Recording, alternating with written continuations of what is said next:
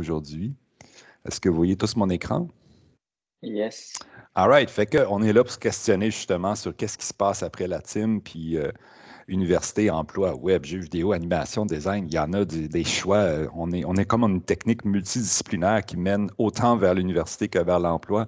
Ça crée un nombre de possibilités assez grand, puis plus grand que la plupart des autres techniques. Quand tu étudies en technique infirmière, tu ne peux pas devenir médecin, tu ne peux pas devenir intégrateur multimédia, tu peux juste devenir infirmière, alors que nous autres, on est dans une espèce de spectre de possibilités. Fait que c'est pour ça que c'est un peu peut-être confusing, mêlant des fois. Alors, parmi nous aujourd'hui, officiellement, puis il y en a d'autres, fait que je ne pourrais pas tout présenter tout le monde. Il y a Nicolas Lemoine, qui est diplômé en 2014, Team Lead à 404, une boîte web, je pense, 404. Nicolas? Yes, exactement. All right. Jonathan Fauchon, diplômé en 2015, analyste aux opérations. Ça, c'est un titre vraiment comme un peu inconnu de la part de nos étudiants. Fait que tu pourras nous l'expliquer. Samuel Tremblay, en 2017, développeur interactif full stack chez Rodeo FX qui font des effets visuels, je crois.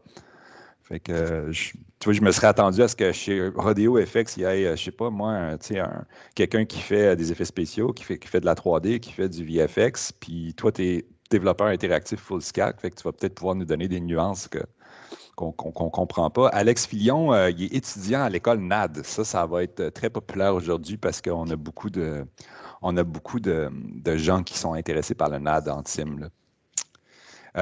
Julien Pouliot, gestionnaire de produits chez Broad Design. Encore ici, un autre aspect du multimédia qu'on connaît moins en team, c'est la gestion de projet, donc la charge de projet. Félix Lavoie-Laure, ben, lui, tu étudies en ce moment à l'UQO, puis tu es aussi concepteur et designer graphique à ton compte. Donc, c'est cool qu'on ait un freelance parmi nous. On va pouvoir avoir des perspectives freelance aussi de ta part. Thierry Lemaître, diplômé en 2018 et designer chez 13. Et Nicolas Trudel, développeur front-end chez RadioCan. Grosse boîte qui font de tout. Il y a encore du monde dans la salle d'attente, j'y vais. Puis j'irai avec une première question. Faut qu'on se lance, il faut juste qu'on brise la glace, puis après ça va aller tout seul, comme à chaque année. Là. Les questions en attirent d'autres, donc allons-y. Parmi, y a-t-il des mains qui se lèvent? All right, cool. Mathis. Mathis, on t'écoute. Yes. OK, c'est bon, la main est baissée. En gros, j'ai une question. Moi, je voudrais travailler dans le domaine du cinéma.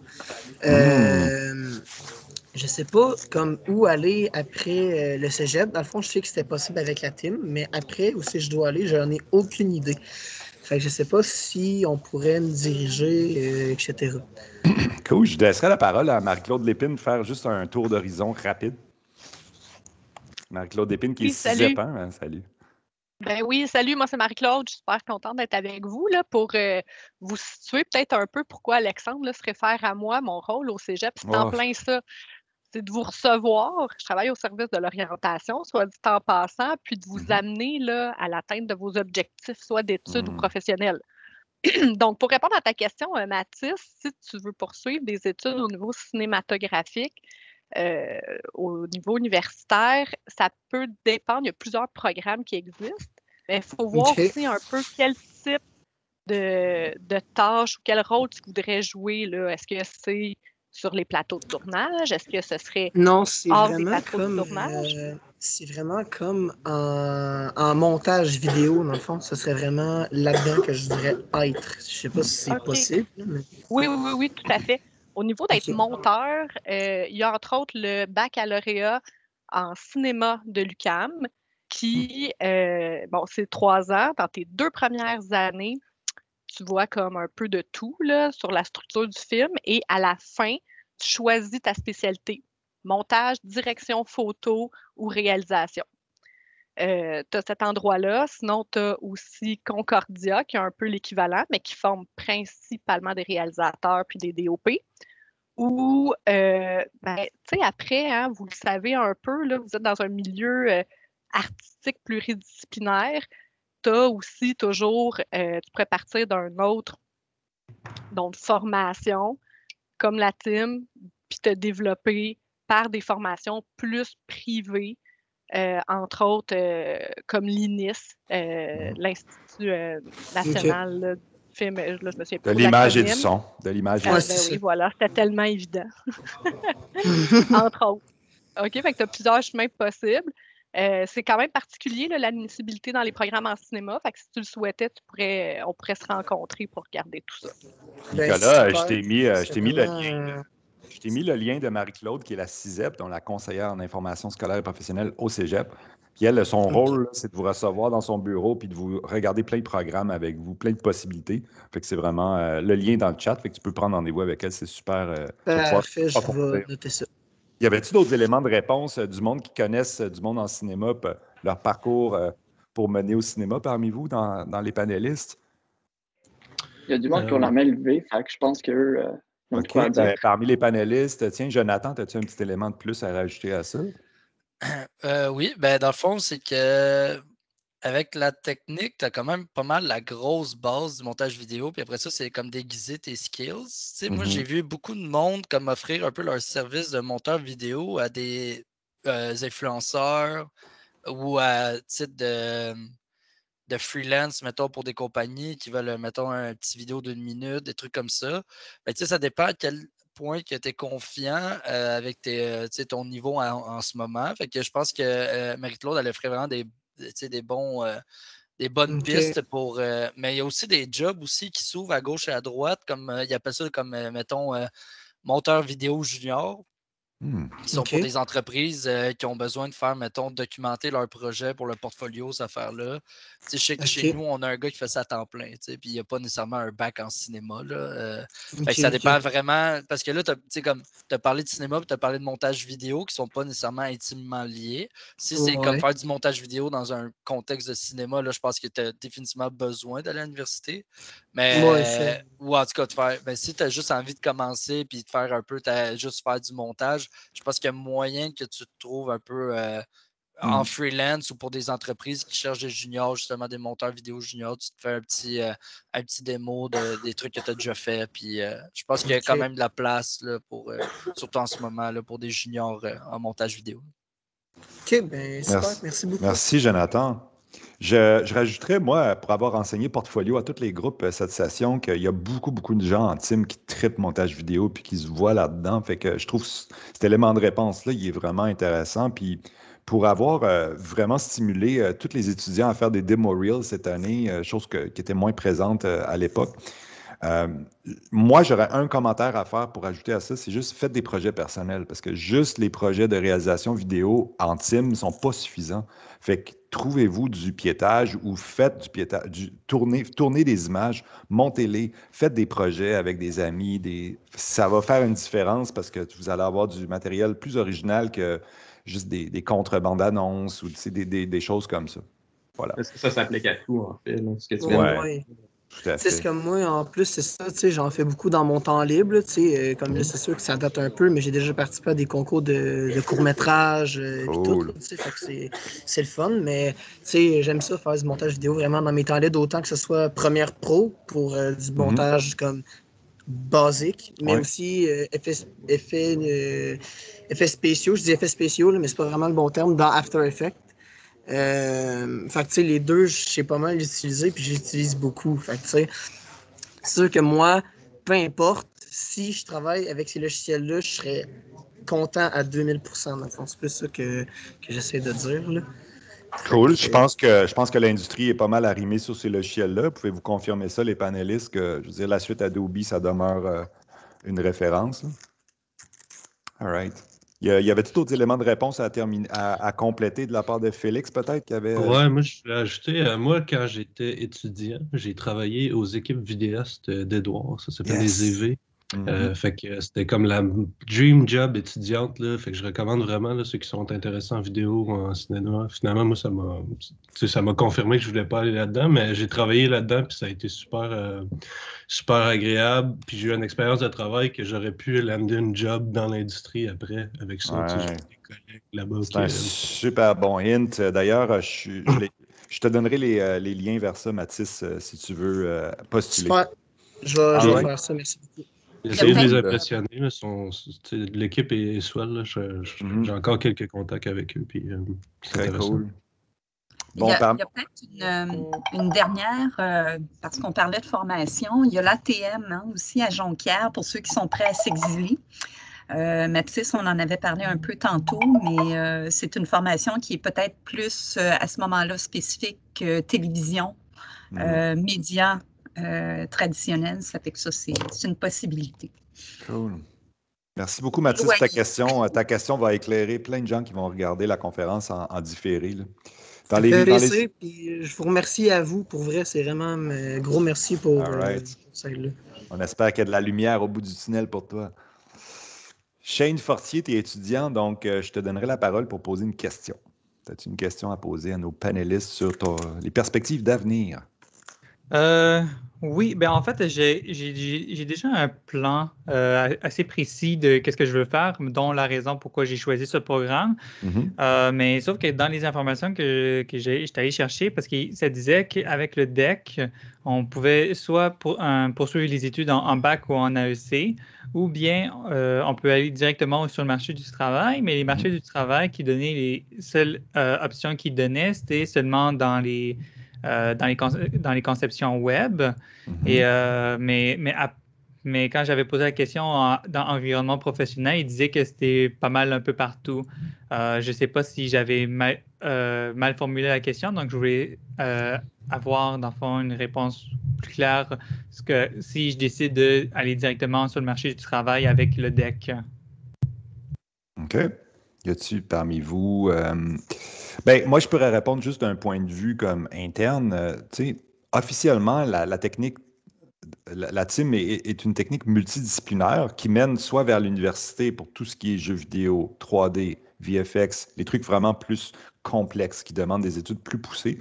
Puis effectivement, il y a des jobs accessibles tout de suite après la technique, notamment en web. Puis officiellement, regarde, si tu regardes notre site web, Shane, le site web officiel de la TIM, tu as les grilles de cours, le parcours, le portfolio, ensuite le stage, puis ici, le fameux Y qui t'oriente vers deux possibilités. Au niveau du marché du travail, designer, intégrateur web, développeur front-end, avec peut-être des nuances aussi, motion designer, comme je pense qu'Alex Filion est motion designer en ce moment pendant ses études en 3D. Donc ça, c'est un métier accessible tout de suite après la TIM également. Donc, puis au niveau du jeu vidéo, puis peut-être qu'au niveau des médias interactifs ou des installations interactives, là, il faut aller pousser un peu plus au niveau universitaire. Peut-être que Marie-Claude a un petit insight avant qu'on laisse les panélistes répondre. Ben, je trouve que c'est quand même très complet, là. Okay. C'est que les possibilités, en fait, ce qu'il faut comprendre, c'est qu'ils peuvent être très larges. Hein? D'ailleurs, le document là, qui a été relayé, là, que j'avais fait pour la rencontre de l'an passé, je m'étais basée, j'étais allée chercher les données des sortants de TIM de 2016 à 2020, à quel endroit ils avaient postulé à l'université. Donc, ce qu'il faut comprendre, c'est qu'à la sortie d'Édouard, vous allez avoir une clé qui pourra vous ouvrir une panoplie de portes selon les critères que vous recherchez, votre personnalité, puis les différents objectifs que vous avez. Là. Je sais que des fois, c'est anxiogène. Hein? On se demande où est-ce que ça va mener précisément, mais c'est comme votre route va se faire au fur et à mesure là, que vous cheminez. All right. Parmi les panélistes, j'ai Nicolas qui lève la main peut-être pour donner un élément de réponse.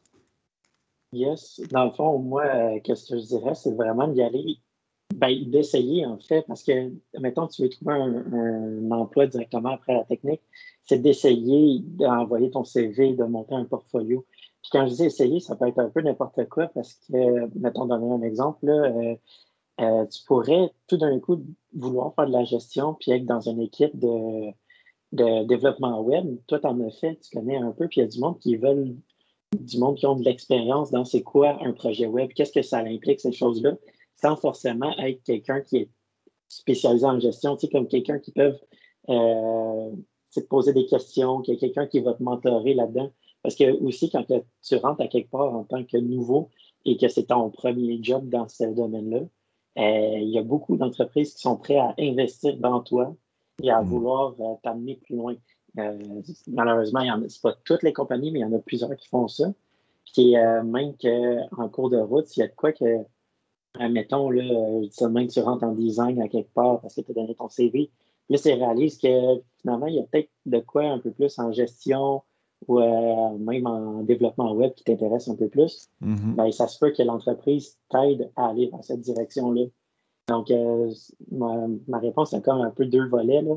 Une, c'est si tu veux trouver une job tout de suite après la technique, essaye-toi. Il faut que tu le fasses le mot, il faut que tu te fasses un portfolio.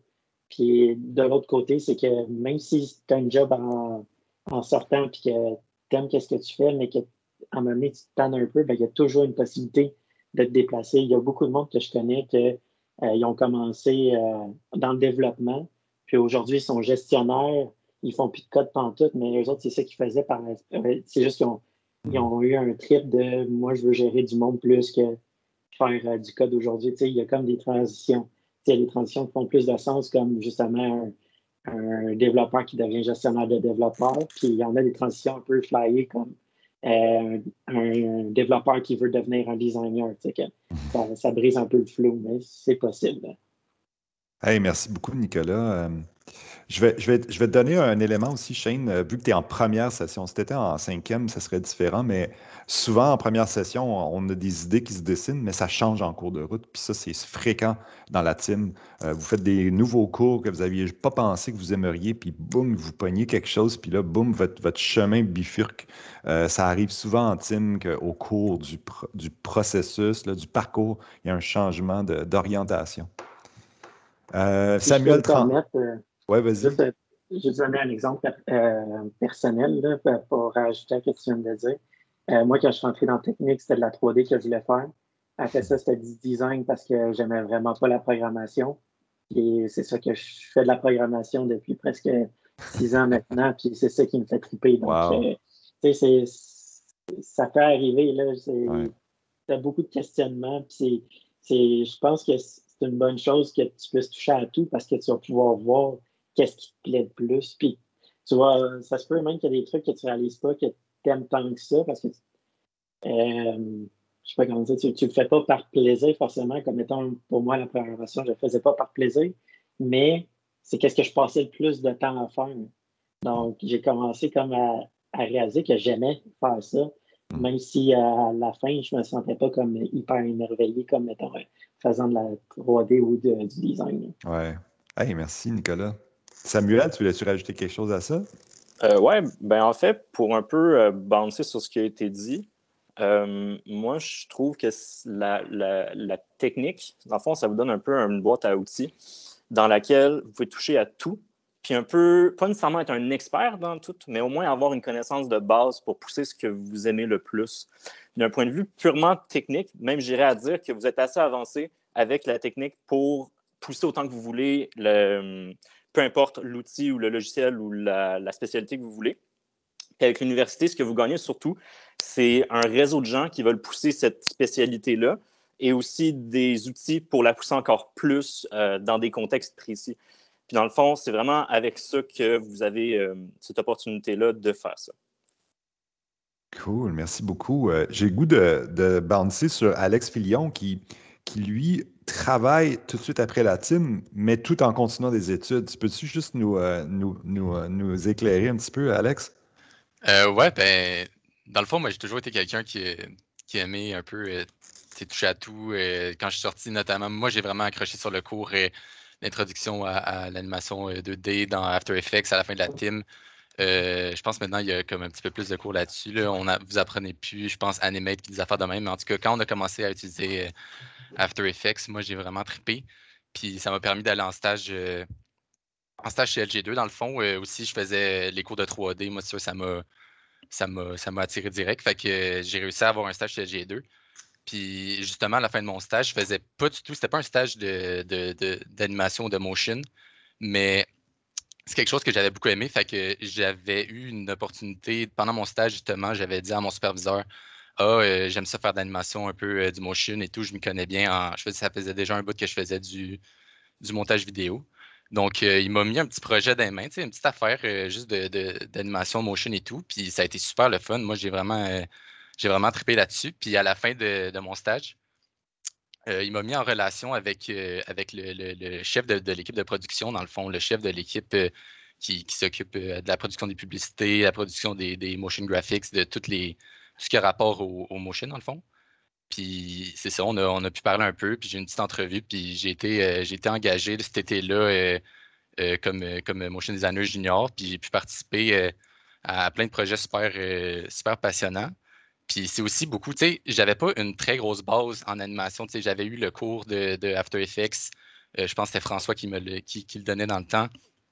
Puis j'avais pas une super grosse base, mais c'était quelque chose qui avait bien cliqué avec moi, puis j'ai vraiment poussé plus ça sur un site d'apprentissage en ligne, ça s'appelle School of Motion, je pourrais dropper le lien vers ça s'il y a du monde qui sont intéressés à apprendre le motion. Puis je me suis vraiment comme auto-formé tout l'été. Aussitôt que j'ai eu l'emploi, tu sais, comme j'étais junior, j'étais sur des petits projets. J'avais beaucoup de temps devant moi souvent pour m'auto-former. Donc j'ai suivi, je pense, la quasi-totalité des tutoriels qu'il y avait sur ce site-là. Puis après ça, j'ai monté quelques pièces à moi. Puis, in the meantime, moi, ce que je voulais vraiment faire, en fait, c'était pas nécessairement du motion, c'est juste un peu vers là que ça m'a guidé, mais moi, je voulais faire de la 3D. Fait que je me suis aussi inscrit au NAD. Je pense que c'était vraiment en fin de parcours, là. Je pense que les admissions au NAD y allaient comme jusqu'en fin mars ou quelque chose de même. Puis, les gens du NAD sont venus présenter le NAD, je pense, un mois avant ça. Il y a eu quelqu'un du NAD qui est venu présenter, puis tu sais, je sais que des fois, ça peut avoir de l'air intimidant et tout, puis je me rappelle avoir écouté la présentation de cette personne-là, puis il a vraiment comme groundé ça, puis tu sais, le NAD, c'est accessible, c'est pas de quoi c'est pas un monstre qui est en dessous de ton lit, tu sais, c'est vraiment, c'est de quoi qui est super accessible à tous, même avec une petite base de 3D, je pense que ce qu'ils recherchent le plus, c'est du monde créatif, du monde qui aime ça, comme toucher à tout un peu. Justement, moi, ça correspondait vraiment bien à mon profil. Tu sais, dans la team, on apprend tellement d'affaires artistiques pertinentes. On apprend plein de logiciels, l'illustration vectorielle, Photoshop, l'animation, montage vidéo. C'est tous des trucs pertinents à mettre dans le portfolio. Ça montre que tu es une personne super avec un skill set super diversifié. Puis pour être un bon artiste en général, j'ai envie de dire, il faut être quelqu'un de très polyvalent. Tu sais, c'est rare que dans ton pipeline, tu vas utiliser qu'un seul logiciel. Souvent, tu as 10 logiciels, puis avec tout ça, tu les mets ensemble, tu fais un tout, puis c'est super le fun. Là. Fait que je pourrais dropper, comme j'ai dit, le petit lien pour le motion design et tout. Puis le NAD, s'il y a des gens qui sont intéressés, Alex t'en parlait tantôt, pourrait postuler puis montrer que vous êtes polyvalent. Je sais que le monde de la team, en général, sont polyvalents justement parce qu'on apprend plein de logiciels, parce qu'on apprend autant le côté programmation que le côté artistique. C'est toutes des affaires pertinentes à mettre dans son portfolio. Puis c'est ça. C'est vraiment ça. Excellent. Merci. Merci beaucoup, Alex. Nicolas, tu voulais enchaîner? Qui a parlé? Je ne sais pas. Il y avait une autre main levée. J'avais Nicolas de 404. Oui, mais moi, il y a deux Nicolas. Tu peux dire Nick. OK, ça marche. La distinction entre les deux. All right. Moi, ce que je voulais rajouter, si vous avez un plan dans votre tête puis c'est de rentrer sur le marché du travail après, le meilleur tremplin pour ça, c'est votre stage. En ce moment, le domaine, je ne vous le cacherai pas, il manque du monde. Les opportunités sont là. Si vous êtes passionné, vous mettez vos énergies vers ce que vous aimez le plus, vous avez tout à prouver. Puis je ne connais pas grande entreprises qui sont fermées à trainer du monde, puis aller rentrer dans l'entreprise. Si vous montrez que vous êtes motivé, que vous avez l'énergie, je pense que c'est ce qui vend le plus. En tout cas, personnellement, c'est une des choses que je recherche quand je passe des candidats en entrevue. L'énergie de la personne, sa passion, voir qu'elle en mange, c'est ce qui vend le plus, à mon avis. Fait que si c'est vers ça que vous voulez vous aligner, mettez vos efforts dedans, puis je pense que vous allez rien perdre, vous avez tout à gagner, en fait. Donc, c'est ça. Puis l'université, si c'est votre plan, ben, je pense qu'il y a bien des programmes qui vont pouvoir répondre à toutes les demandes, l'alignement que vous avez chacun d'entre vous. Là. Fait que, voilà, c'est tout ça. Excellent. Merci, Nicolas. Fait qu'en gros, Shane, là, ta formation actuelle te mène à des métiers concrets, mais aussi des portes d'entrée dans des entreprises où est-ce que tu pourrais accéder à d'autres types de métiers par du training dans la boîte, du training interne. Puis évidemment, il y a d'autres domaines aussi que tu as intérêt à pousser à l'université. Puis quand on parlait du NAD tantôt, Je vais ouvrir la porte là-dessus parce que je sais qu'il y a beaucoup d'étudiants qui sont bien intéressés. C'est une école très populaire dans Team pour toutes sortes de raisons, puis sans nécessairement faire de la pub directe. Je vous montre les 2 bacs parce que vu qu'il y a Alex Filion aujourd'hui qui est là, il y a 2 bacs disponibles là. Il y a le bac jeux vidéo qui est un bac d'imagerie numérique pour le jeu vidéo, puis le bac d'effets visuels pour le film et la vidéo. Fait que, entre autres, juste terminer en disant qu'on a un groupe Messenger privé, pas un groupe, une conversation Messenger dont Alex fait partie. Tous ceux qui sont intéressés à rentrer au NAD, à faire leur application au NAD en mars prochain, envoyez-moi un DM, puis je vais vous intégrer dans le groupe Facebook. Vous allez pouvoir poser des questions à des gens qui sont au NAD, dont Alex qui est dans le groupe Facebook. Alors voilà, je voulais juste faire la petite transition. Shane, ta main est encore levée. C'est une vieille main, comme on dit? Ou... Non, c'est pas une vieille main. OK. Mais je trouve que ce que Alex avait dit, c'était super pertinent parce que justement, j'avais pas. Parce que, en fait, le programme Team n'était pas mon premier choix. En fait, mon premier choix était dessin animé au Cégep du Vieux-Montréal, mais j'ai pas été accepté, manque de place. Mais je voulais quand même pas abandonner ça et ça faisait comme depuis que j'étais ado, mais maintenant j'ai 28 ans, depuis que j'étais ado, j'avais déjà essayé d'explorer dans différentes affaires et finalement, je me suis placé sur la décision que je voulais monter une entreprise et créer un genre de service de streaming comme Netflix, mais pour les animations 2D. Donc j'ai été intéressé à...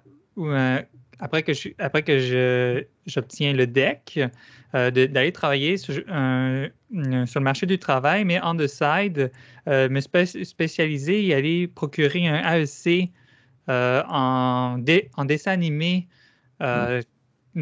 plus ou moins à la fois traditionnel et moderne à l'école Pinot. Mais ça, donc je voulais voir la possibilité si je pouvais travailler et faire les études en même temps et on the side fonder une entreprise dans ce domaine-là. Mais ça. Et là, je me demandais, parce que là, je suppose que j'assume que oui, mais ça. Donc, je suis pas mal certain que je pourrais, avec le deck, je pourrais ça pourrait m'ouvrir une porte pour le domaine de dessin animé, l'animation 2D pour le cinéma. Clairement, je pense que c'est rendu une évidence que la team, c'est un ouvreur de portes. On va se le dire, on ouvre des portes constamment. J'ai le goût de faire du chemin sur Shane parce qu'il n'y a pas de main levée. Hey, les étudiants de team, là, soyez pas gênés, posez une question. Si vous êtes trop gênés de la poser live, posez-la dans le chat, il n'y a pas de souci. Marie-Claude, Shane, il mentionne quelque chose, puis je trouve ça intéressant. On n'en parle pas beaucoup, mais comme après un deck technique comme Tim, faire un AEC pour faire une courte formation pour se spécialiser, c'est une bonne idée, ça, faire un AEC après un deck? Ça dépend de l'AEC. OK. Dans le cas de Shane, c'est très précis. Il veut aller chercher des compétences puis des connaissances dans un domaine. Fait que ça peut, oui, être pertinent.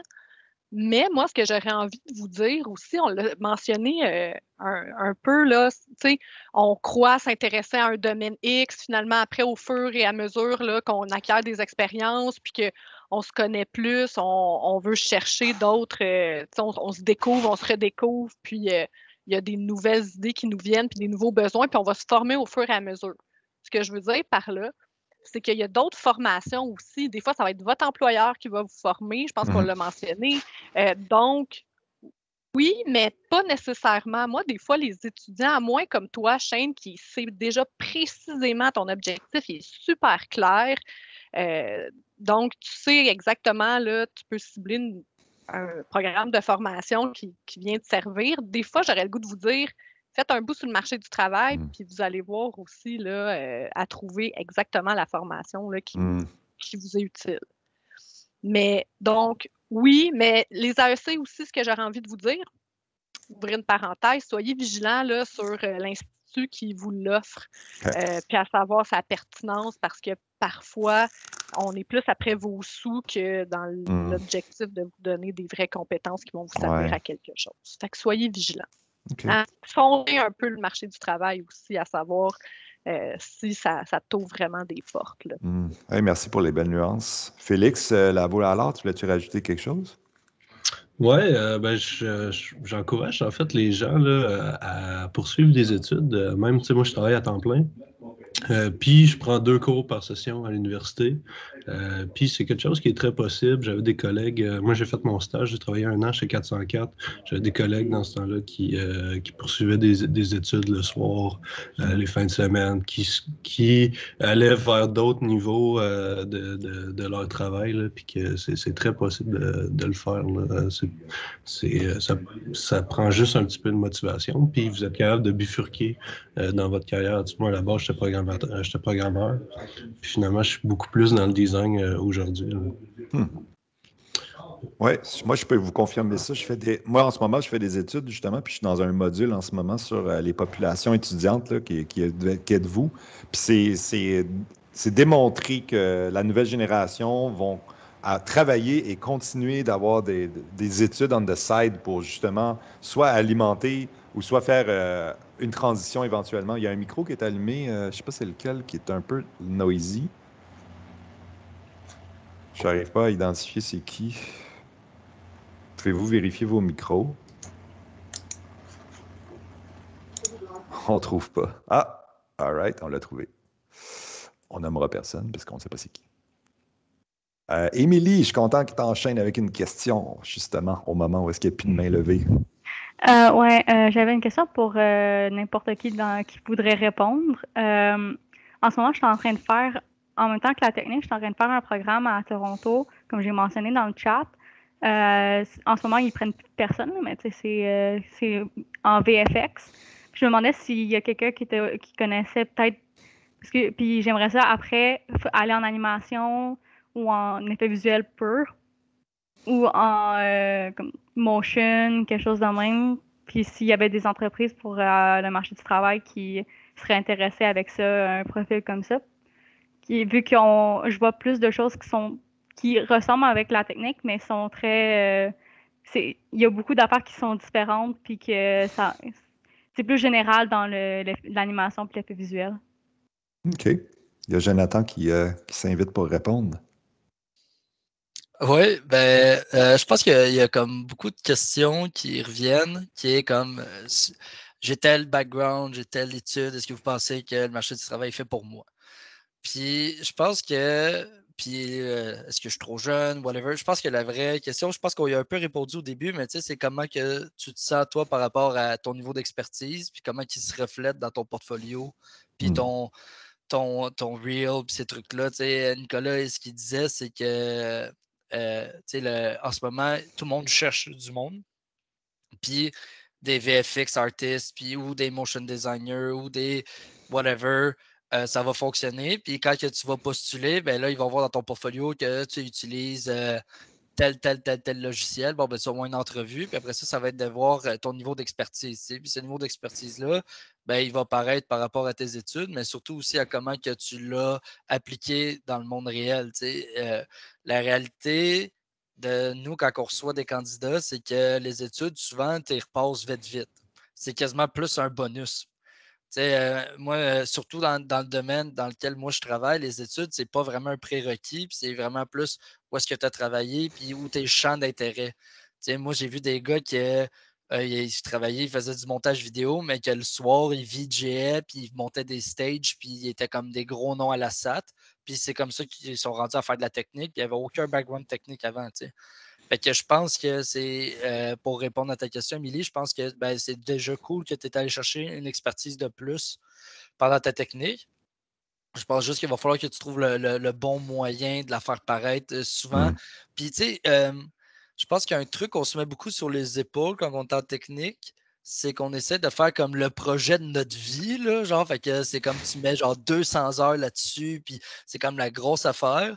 Alors que, maintenant, si tu regardes les gens qui ont comme plein de petits clips, on va dire, de 15 secondes, mais qui comme showcase un effet visuel vraiment important, mais que tu en as genre 60, je pense que déjà là, c'est un peu plus motivant dans le sens où que tu ne passes pas 40 000 heures sur un truc, puis de moment donné, tu es saturé, puis tu démontes un peu ton espèce d'aspect versatile, puis tu es capable de faire plein de trucs. Fait que je pense que ça serait les conseils que j'aurais à te donner. C'est si tu as envie d'explorer le marché du travail, c'est de créer ton portfolio, puis peut-être de commencer avec des petits trucs, puis pas la grosse affaire. Là. Parfait. C'est vraiment cool ce que tu dis, d'autant plus que dans un demo reel, on parle de séquences de 2 secondes à peu près, qui s'enchaînent les unes après les autres. Fait effectivement, pourquoi faire des projets d'animation de 20 secondes quand tu peux faire réduire l'ambition de ton micro-projet qui va être au final mis bout à bout dans un demo reel. Donc, ouais, j'avoue que moi, je retiens ça pour les étudiants de portfolio l'an prochain. Là. Puis, 20 secondes, ça peut être aussi une petite séquence qu'on voit comme un effet, mais on le voit vraiment bien, peut-être au ralenti. C'est des effets qu'on voit, c'est juste d'apprendre à, comme pas tout, en tout cas, c'est comme, c'est ça que j'essaie de dire. Excellent. Marianne, as-tu une question? Oui, c'était pour savoir si c'est possible à l'université d'aller en web. Est-ce qu'on peut aller en web à l'université? Moi, aux dernières nouvelles, je ne connais pas les programmes web à l'université, à part peut-être le certificat ou le DESS en UX, mais qui te prend déjà des études universitaires au préalable pour y accéder. Marie-Claude, as-tu des éléments de réponse? Ben, moi, ce que je verrais, puis encore une fois, je suis tellement généraliste, là, je me sens toujours un peu imposteur quand je creuse vraiment là, avec vous la nature des débouchés, mais il y aurait Sherbrooke aussi, parce que ce dont tu parles, hein, c'est à Sherbrooke, Alexandre, le DESS. Oui, c'est ça. Ce serait aussi un baccalauréat de Sherbrooke qui est jeux vidéo. Je l'avais mis dans la liste, là, il finit par intégrer par multimédia. Là. Séance de jeux vidéo et du multimédia, je pense qu'il y a peut-être qui vont toucher à ça, mais il n'y a rien de spécialisé. Le programme vraiment spécialisé pour le web, vous êtes dedans présentement. Effectivement. Il y a Nicolas Tridel qui avait un autre élément de réponse. Ou Nicolas de 404, je ne sais pas lequel des deux. Bon, les mains se baissent. Je vais y aller. Vas-y. Je ne suis pas sûr à 100%. J'ai des connaissances qui ont été à l'ETS, puis ensuite se sont redirigées pour faire vraiment de la programmation, que ce soit back-end ou vraiment, j'ai plus le terme, mais vraiment, mettons, là, non, pas full stack, c'est vraiment l'un ou l'autre dans le fond, back-end ou front, mais vraiment plus engineer. C'est ça. C'est ça. Sinon, mais après, tu vas être comme pluridisciplinaire. Tu apprends, c'est génie logiciel qu'il y a à l'ETS. Exact. Tu deviens ingénieur logiciel, fait que tu peux travailler dans n'importe quelle industrie. Puis là, on s'entend que des logiciels, il y en a dans un paquet d'affaires présentement. Là. Par contre, je pense que ça vaut... Personnellement, mettons mon point de vue, je pense pas que ça vaut autant que le knowledge que tu peux avoir sur le marché du travail suivant la technique. C'est vraiment en programmation que tu veux t'enligner ou intégration. Ma question pour toi, ce serait, sais-tu vraiment envers quoi tu veux t'aligner en web? Est-ce que c'est plus design, UX, programmation? T'avais-tu déjà un peu une idée? Ou est-ce que tu commences ta technique? J'aimerais beaucoup faire les sites web comme pour les entreprises. La plupart des sites web qu'on voit pour acheter des choses. C'est vraiment comme ça que j'aimerais faire finalement. Du côté développement, Marianne, ou du côté design? C'est ça la question. Oui, plus développement. OK. C'est ça. Il y aurait peut-être l'ETS, vraiment la programmation à t'attirer au fil de ton parcours. Sinon, pour le reste, tout est sur le web, tout existe. Je veux dire, personnellement, tu rentres sur le marché du travail puis tu ne cesses d'apprendre. Il y a toujours des nouvelles choses qui arrivent. Donc, que tu ailles à l'école, ils vont t'apprendre peut-être ce qui se passe en ce moment. Par contre, ça ne va pas changer que quand tu vas sortir, il y a des nouvelles choses qui vont sortir, des nouvelles technos, des nouvelles manières de faire. Donc, il faut toujours, pareil, tu te gardes à jour un peu à travers tout ça. Donc, ça va juste te donner des outils de plus, si je peux, merci. Je peux dire ça comme ça. Génial. Samuel Tremblay. Peut-être, c'est bon. Peut-être un peu pour bouncer une fois de plus sur ça. Si tu vas à l'université pour ce qui est du développement, ça va surtout aller dans ce qui est de la programmation beaucoup plus poussée, puis ce qui est de l'architecture de la machine. C'est surtout ça. Après ça, si tu veux pousser d'un point de vue vraiment pour être développeur web ou même n'importe quel type, le mieux, c'est d'apprendre à apprendre le plus de langages différents puis de frameworks différents sur le web ou peu importe la spécialité que tu vas avoir. Puis Node.js, par exemple, qui est comme vraiment important de bien connaître quand tu veux pousser ta carrière de développeur ou plein de types de frameworks différents. C'est vraiment important d'apprendre à apprendre tout le temps des nouveaux trucs. Là. Comme moi, je suis développeur full stack, puis quasiment à chaque mois, je tombe sur des nouveaux types de projets, des nouveaux types d'architecture, puis c'est être capable de bouncer sur ça, puis de tomber sur ses pieds, d'être capable de savoir comment s'orienter à travers tout ça. Puis c'est surtout ça qui est important, je pense, pour être un ou une bonne développeur. Hey, merci Samuel. Nicolas, toi, tu étais designer, puis là, tu es rendu développeur. Fait que c'est intéressant que tu répondes aussi de ce point de vue de la transition aussi. Tu n'es pas retourné à l'école pour faire une transition, dans le fond. Là. Non, ben en fait, juste moi, je suis allé à. J'ai un certificat là, aussi en programmation et informatique de l'UQAM. Okay. Donc, c'est comme la partie qui donne un titre de. Ben, tu n'as pas le titre. En fait, c'est une formation en génie logiciel, mais tu n'as pas le titre de génie parce que tu n'as pas les cours qui donnent comme mettons la physique, les maths, puis la chimie, parce que tu as tout ce package-là que tu dois faire. Mettons, qui est donné à l'ETS. Mais, si je peux bouncer là-dessus, c'est que le cours web, moi, je l'ai fait créditer parce que j'en savais comme plus que qu'est-ce qu'il montrait. Puis les trucs qu'il montre au premier cours, c'est vraiment comme qu'est-ce que vous allez avoir appris dans la technique, là, honnêtement. Là. Donc, si c'est pour aller faire du web, je ne vous recommande pas d'aller à l'université. C'est pour comprendre un peu mieux comment la programmation puis comment la machine elle fonctionne, comme Samuel l'a mentionné. Ça peut valoir la peine. Là, puis comprendre, c'est surtout de la conceptualisation aussi, c'est comprendre des concepts, pourquoi c'est fait comme ça, pourquoi ça marche de même. Puis des fois, personnellement, moi, ça m'a aidé à comprendre certains bugs que j'avais parfois que je rencontrais. Puis là, je comprenais juste un peu mieux comment les frameworks sont construits, certaines choses comme ça. Mais si aller à l'université pour faire du web, c'est une nécessité, je dirais que non. Là, vous pouvez directement y aller avec la technique. Puis même, si vous y allez puis vous faites le baccalauréat et non juste un certificat, vous allez avoir un cours de web avancé, mais qui est pas exactement comme vous l'imagineriez. Je dirais ça. Vous pourriez apprendre ces choses-là parce que votre bagage va être plus complet côté web avec la technique que si vous faisiez juste un cours dans le programme, puis après ça, vous iriez dans le cours supérieur de web.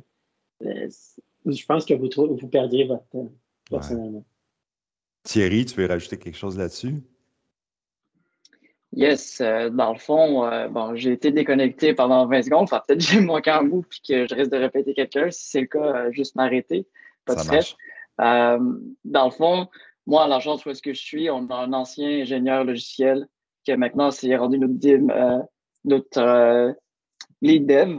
Puis dans le fond, il n'y a pas tellement d'études, on va dire, universitaires sur le web, mais plus en programmation, comme il a déjà été dit. Lui, il a fait ingénieur logiciel à l'ETS. Puis ça, ce que ça lui permet de faire, c'est pas nécessairement, oui, pousser des concepts de programmation encore plus, mais par exemple, l'ingénierie, c'est aussi le travail d'équipe. Donc, comment bien gérer une équipe, comment les rôles se définissent. Puis lui, c'est lui qui s'occupe après ça de chapeauter un peu certains projets. Il fait des suivis avec les juniors développeurs. Puis, ça lui permet de comprendre aussi comment la programmation fonctionne. Donc, de pousser des conseils quand même plus avancés. Là, le web, c'est aussi assez vaste. Ça peut être autant de l'application web. C'est un ancien chez Amelia, qui est une boîte qui font beaucoup d'outils basés sur le web. Donc, ça peut être ça. Nous, en interne aussi, dans l'agence où est-ce que je travaille, on crée des outils pour certains sites. Parfois, quelqu'un qui voulait une map interactive, c'est lui qui va s'en occuper parce que c'est vraiment plus poussé où est-ce qu'on va aller connecter une base de données qui va rapatrier certains magasins, qui va toutes les filtrer de choses de même. Donc, pour des outils plus poussés, il va être là quand il y a besoin d'avoir des concepts créer un truc, un dashboard à l'interne pour le monde qui se connecte. Ça va être lui qui va s'en occuper. Sinon, même en termes, il y a des nouvelles technos qui s'intègrent sur le web qui sont de plus en plus populaires comme le WebGL. Donc, tu sais, il y a eu des cours sur la 3D, sur la physique, des choses en même qui sont vraiment pertinentes, qui peuvent vraiment aider à concrétiser certains projets. Donc, c'est pas nécessairement du HTML, CSS. Ça, c'est vraiment pas ça que tu vas pousser la technique. Pour vrai, juste ça, là, tu vas être vraiment en avance sur beaucoup de monde. Puis tu apprends après ça par toi-même sur les projets que tu fais en agence. Les idées universitaires, c'est vraiment pour pousser le concept de programmation plus loin, puis avoir d'autres skills, donc justement le travail d'équipe là, qui est vraiment important sur comment gérer une équipe, choses de même. Donc, ça va être surtout ça, là, je dirais.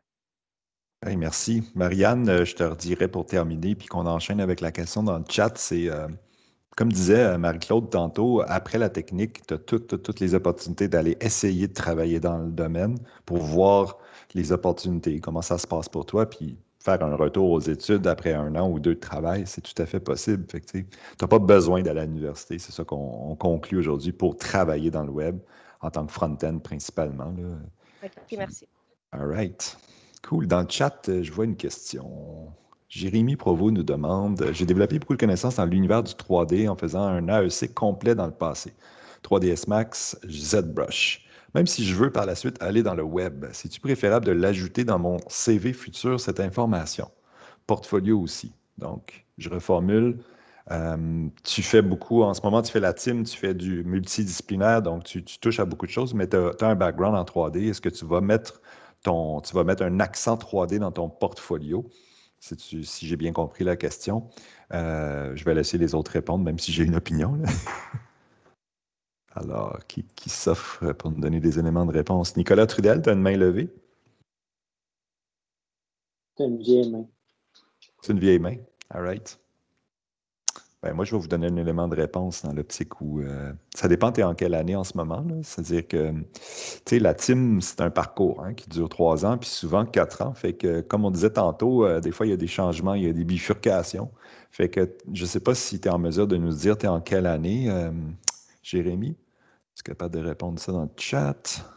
Première, ouais, c'est ça. Si tu es en première, ben écoute, c'est encore un peu tôt pour répondre parce que tu as le temps de changer d'idée 15 fois d'ici à ce que tu te rendes à ton portfolio. Moi, pour avoir enseigné portfolio, je dirais une chose, c'est qu'il faut y aller avec notre spécialité, nos intérêts, notre passion, puis aussi ben, le fait qu'on ait fait des projets personnels ou pas qui nous permettent de mettre dans un portfolio quelque chose de très ciblé. Moi, j'ai eu des portfolios très ciblés 3D. Cette année, j'ai eu des portfolios très ciblés montage vidéo, d'autres qui étaient pluridisciplinaires, donc tu sais, un peu de tout. Donc, il n'y a pas de recette, puis il n'y a pas de règle. Ça va dépendre de toi. Quand tu vas être rendu en 5e session, donc 3e année, là, tout va se dessiner pour toi. On fait même les exercices pour faire de l'introspection puis te questionner sur où est-ce que tu te vois, tu sais, où est-ce que tu veux te diriger. Puis là, tu vas orienter ton portfolio en conséquence. Je ne sais pas si d'autres voudraient répondre du point de vue de l'industrie. Là. Thierry, toi, tu n'as fini pas si longtemps. Juste pour bondir un peu quand même sur ce que Donato a dit, c'est vrai que ça va aller avec la spécialité. On s'entend, si toi, ce que tu veux faire, c'est la programmation web, puis que ce que tu montres comme portfolio, c'est la 3D, sûr que ça ne le fera pas. C'est toujours bon quand même de marquer dans le CV, marquer l'expérience, parce que ça veut dire que tu vas avoir des insights sur différents trucs. Peut-être que tu vas faire du web pour une entreprise qui fait de la 3D aussi, fait que tu vas comprendre aussi la réalité. Ça peut être vraiment utile. Mais en même temps aussi, tout dépendant des postes, choses de même. Je prends par exemple, moi, ma prod à ma job, elle a démissionné il n'y a pas longtemps pour faire un changement de carrière un peu. Donc, puis, elle, c'est gestionnaire web. Puis, quand elle mettait ça sur son CV, toute l'école puis les demandes qu'elle recevait pour des entrevues, c'était toujours pour ce domaine-là. Alors, c'était vraiment pas ça qu'elle recherchait. Fait qu'au final, elle a dû un peu comme mettre ça de côté, pas l'afficher, en parler quand on lui demandait, en entrevue, des choses de même. Mais parfois aussi, ça peut être pas nécessairement en frein. Je pense que globalement, c'est plus en positif de l'indiquer. Mais il y a aussi le fait que parfois, les personnes vont... si ce job-là est vraiment en demande, parfois, tu peux te faire targeter pour ce type de job-là aussi, alors que tu voulais peut-être faire autre chose. Donc, cette petite nuance-là aussi qu'il peut y avoir. Oui, tout dépend donc de notre objectif, dans le fond. Nicolas, qu'est-ce que tu dirais là-dessus? Nicolas de 404. Yes. Moi, je trouve que c'est pertinent que tu le mettes dans ton CV. Par contre, côté portfolio, focus sur ce que tu veux avoir comme emploi, ce que tu cherches vraiment, ce qui t'attire. Parce qu'effectivement, comme Thierry disait, si tu commences à mettre comme plein de 3D, ça va être mélangeant d'un pour la personne qui va penser que tu vas y envoyer parce que tu cherches un poste dans le web, mettons pour programmation, mais tu y envoies juste comme des exemples de 3D. Fait que le monde va peut-être être un petit peu déboussolé. Mais sinon, profite-en peut-être pour bonifier tes projets. Tu sais, de la 3D dans des sites web, il y en a de plus en plus. Du WebGL, prendre des modèles 3D, faire de l'interaction avec. Si la programmation, tu tripes, là, c'est vraiment le fun à faire. Pour en avoir fait une couple de fois, là, moi, je trouve ça trippant. Fait que ça rajoute un bonus, ça montre que tu veux pousser plus loin, tu ne veux pas rester au premier niveau. Fait que je pense que ça peut attirer beaucoup l'œil si tu merges les deux. C'est deux choses qui t'intéressent. Puis sinon, un peu comme Thierry disait, peut-être à l'inverse, mais admettons, nous, on cherche des chargés de projet en ce moment. S'il y a du monde qui ont des backgrounds techniques, avoir cette information-là, c'est hyper pertinent pour nous parce qu'on se trouve ça hyper important dans le web d'avoir du monde qui ont des backgrounds techniques, surtout pour des sites web, e-commerce, que des fois, c'est vraiment complexe. C'est eux qui ont un contact client, donc avoir ce genre de bagage-là à l'arrière, c'est vraiment pertinent. Fait que je trouve que toute expérience est bonne à avoir dans son CV. Ensuite, ce que tu vises, c'est ça que tu dois projeter par contre. Voilà. Donc, une nuance entre le CV et le portfolio, c'est un peu ça qu'on dit. Oui, exact. Excellent. Jonathan Fauchon, tu rajouterais quoi? Ouais, ben, je pense qu'ils ont fait pas mal le tour. Je pense que l'image que je donnerais à ça, là, c'est que, puis c'est un peu ce que je dis à Émilie aussi, c'est que quand tu arrives pour te présenter, c'est que c'est un peu une image, tu sais, t'es comme un genre de produit là, pour l'employeur quand tu envoies ton CV. Fait que c'est niaiseux, mais tu sais, t'es comme un peu un responsable de ton branding, tu sais.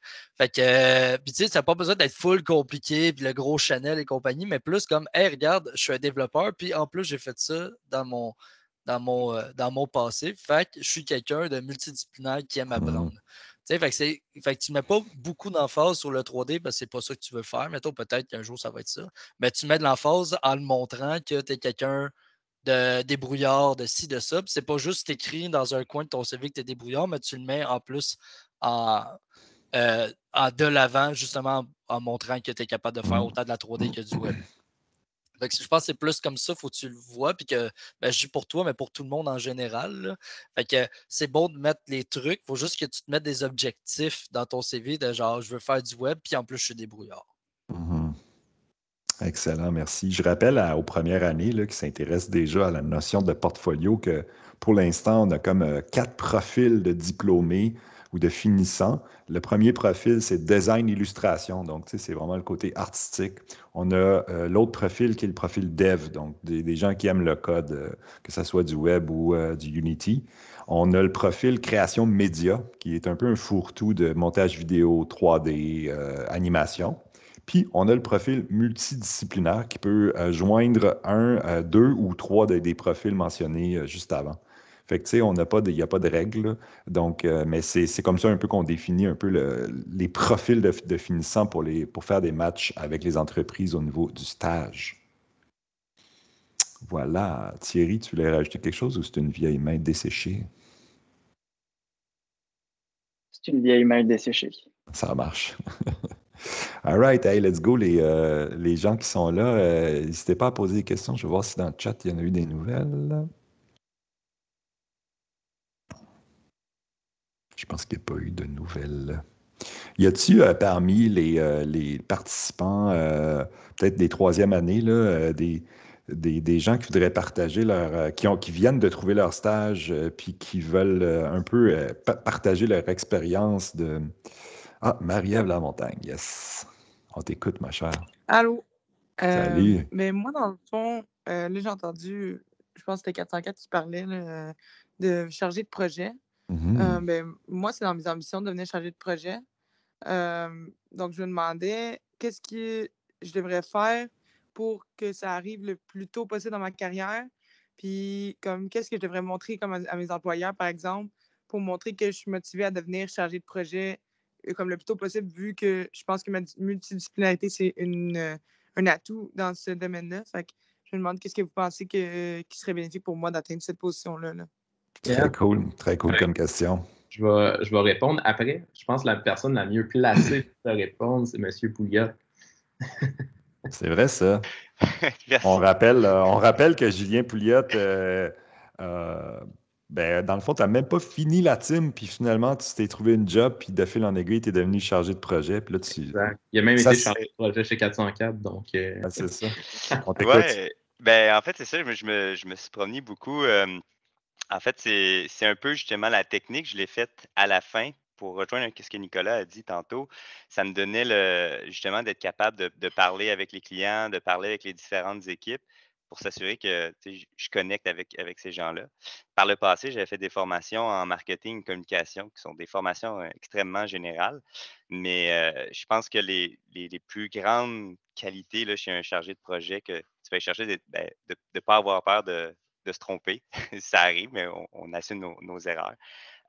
L'empathie, on en parle souvent en expérience utilisateur, mais tu vas avoir besoin de cette empathie-là pour comprendre qu'est-ce que le client va essayer de dire, parce que parfois, ce ne sera pas toujours blanc sur noir, ça va être très nuancé. Donc, il faut que tu le travailles, le client, pour essayer de comprendre son besoin. Puis après, la même chose, cette empathie-là, tu vas l'utiliser pour préparer, par exemple, tes tâches pour tes différentes équipes. Donc, c'est pas mal ces tâches-là ces qualités-là qui vont t'aider.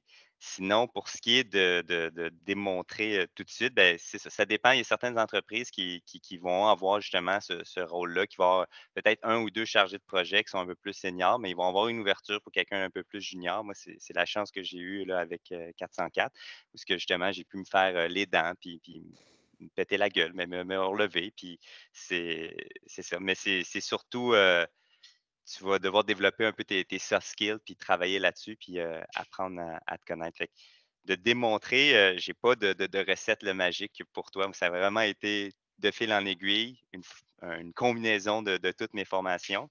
Mais c'est ça, faut pas être pas nécessairement gêné, mais il ne faut pas avoir peur d'aller discuter ça avec les gens, puis les faire travailler, puis les rassurer. Sinon, des skills d'organisation de base, c'est toujours la base, parce qu'on va te demander ça, le calendrier. Donc, justement, tantôt, j'ai aidé Alex à y faire un tableau Trello pour organiser ses tâches de travail et d'université. Donc, c'est ça, c'est d'avoir ces réflexes-là de comment tu peux t'organiser, mais aider les autres aussi là, à s'organiser. Avant que Jonathan t'enchaîne, je reposerai la question sur un autre angle, parce que j'ai bien entendu, Marie-Ève, que tu disais le plus vite possible. Fait que j'insiste là-dessus par rapport au fait que est-ce que c'est préférable d'être dans l'équipe de dev, parce que je sais que tu es potentiellement un peu plus dev que designer, Marie-Ève. Est-ce que c'est préférable de travailler un petit peu dans l'équipe en tant que dev avant d'aspirer à la gestion de projet? J'aimerais ça, Jonathan, peut-être que tu répondes, entre autres, sous cet angle-là. Oui. OK, je vais peut-être pas parler directement création web, parce que bon, j'ai pas fait de web dans ma vie. Moi, je suis plus dans tout ce qui est production en général. Fait que production multimédia. Fait que dans les plus grosses entreprises et dans les moyennes, il va y avoir des niveaux de chargé de projet, ou on va dire de management, là, qui a comme coordonnatrice de projet, line producer et productrice, puis après ça, les noms changent, mais c'est sensiblement des tâches qui se ressemblent. Fait qu'il y a des le coordonnatrice de projet, c'est souvent ou coordonnateur de projet, c'est comme ton entrée vers le management. Fait que cordeau de projet va être généralement moins orienté client, mais plus orienté prod puis gestion interne. Fait que ça, je pense que le fameux terme plus rapidement possible rentre là-dedans. Ensuite, il y a des formations universitaires qui sont mettons, des certificats ou des trucs comme ça en gestion qui vont peut-être te permettre de te ressortir du lot un peu, parce que, mettons, tu postules, puis là, ils voient genre, OK, il y a une cordeau qui veut postuler, puis on voit technique d'intégration multimédia, puis c'est un profil qui ne ressort pas nécessairement. Je pense que ça va être difficile pour les chercheurs de tête de dire, OK, on a cette personne-là, à moins que tu aies déjà de l'expérience de gestion en ce moment, que ce soit une gestion d'équipe dans une épicerie, ou ça peut être dans un camp de jour, ou ça peut être aussi, mettons que tu as fait du bénévolat dans des festivals. Ça, c'est des trucs qui ressortent beaucoup. Sinon, fait qu'il y a des. Fait que là, je pense que Marie-Claude, elle pourrait peut-être retrouver des programmes là-dedans, mais je sais que, mettons, tout ce qui est en culturel ou création multimédia et compagnie, même dans le web, ça doit sortir. Il y a un programme à l'université à l'UQAM qui s'appelle Stratégie de production, qui est comme pas mal comme l'usine de formation des chargés de projet et compagnie. Mais fait que si tu n'as pas le goût de faire un bac au complet, il y a des petits AEC que tu vas pouvoir combiner avec ta technique qui va peut-être pouvoir finalement te faire sortir te faire paraître un peu comme étant une gestionnaire. Parce que sans expérience de gestion avant, je dis, j'ai le goût de me lancer là-dedans. Je ne dis pas que c'est impossible parce que, bon, on l'a répété souvent, ils cherchent beaucoup de monde de ce temps-ci un peu partout. C'est juste que ça va peut-être être compliqué. Mettons, si tu avais une grosse entreprise en tête, ça ne sera peut-être pas reachable, tandis que peut-être des petites agences et compagnies, peut-être qu'eux autres, ils vont vouloir te laisser la chance. Mais je ne peux pas tant parler pour le web. Là. Moi, je peux parler pour tout ce qui est dans l'industrie du multimédia, puis interactif et compagnie. D'habitude, ça demande soit un minimum d'expérience d'événementiel ou comme d'agence et compagnie, ou un bac, justement, ou un AEC, puis que tu démontres en entrevue que tu es full structuré, puis ces affaires-là, ça peut sortir aussi. Excellent. Merci, Marie-Claude. Tu as mis justement un exemple de formation que tu pourrais faire. Mettons qu'avec ton stage, tu obtiens un emploi de dev. Ben, en tant que dev, tu continues les études à temps partiel, puis là, tu te formes en chargé de projet. Ça me semble être une voie relativement logique. J'ai une question dans le chat de Ayman. Ayman, qui est en première année, je pense, et qui se questionne sur, en tant que motion designer, on fait quoi exactement? Y a-t-il des motion designers parmi nos panélistes? Alex Filion. Oui, salut. Motion design, en fait, c'est quoi? Motion design, c'est plein d'affaires.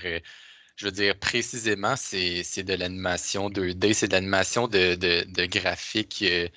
De graphiques que tu conçois, peu importe dans quel logiciel, Photoshop, Illustrator, puis tu montes ça en fait pour raconter une histoire. Souvent, c'est relié à des vidéos informatives, ça peut être relié à du marketing. Souvent, les compagnies de marketing veulent raconter une histoire avec leurs produits. Donc, souvent, il va y avoir des vidéos de motion design qui vont être créées un peu pour transmettre ça. Mais c'est aussi tout ce qui touche au montage vidéo.